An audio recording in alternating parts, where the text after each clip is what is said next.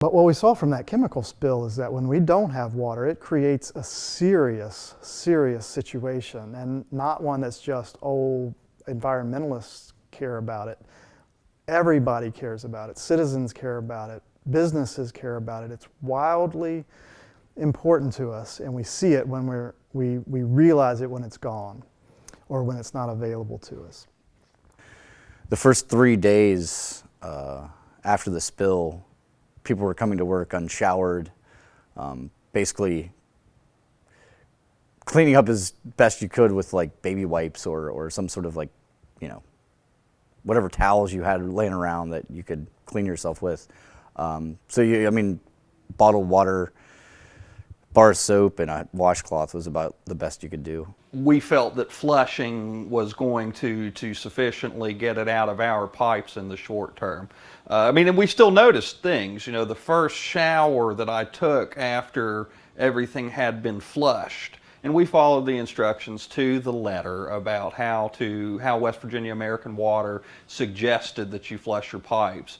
And the two biggest things that I noticed was that, my skin did feel a little raw, would probably be the best way to put it. Not bad, but definitely you could tell there was a little something not right, and the soap didn't rinse properly. We don't have really hard water in Charleston, and when it took me a considerable amount of time to get all of the shampoo out of my hair, we thought, well, maybe we should wait a couple more days. I distinctly remember when the do not use bans were lifted, people were able to flush their pipes. And we were explaining to people, this is the process that we've been told, this is the multi-step process you go through to flush out your pipes. But there were all these residual questions. Will any of the MCHM stay in my pipes? Will it cling to the metal? What about my hot water heater?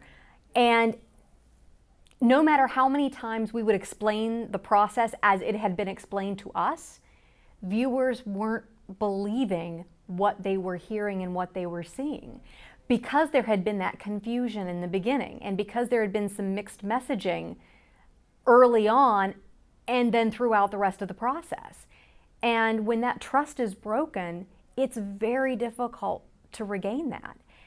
And that was the biggest problem I think we faced, not only during the crisis, but months and months and months after. I don't know that I would say that even still we officially trust the water.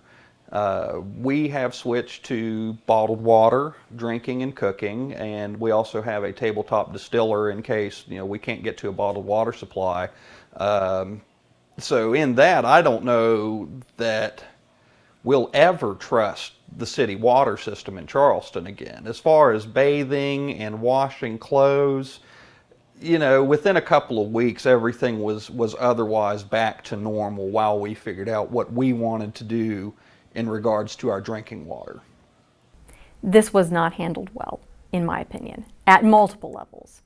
And I think a lot of that had to do with the fact we were in uncharted territory. Some of it, I think, of our own making, some of it not. This was a chemical that we knew about and had been a part of the coal industry and the cleaning process for a number of years, but had not been studied very extensively. So we didn't have a lot of information from the scientific community to start with to know. It was clear almost immediately that no one was prepared for something like that to happen.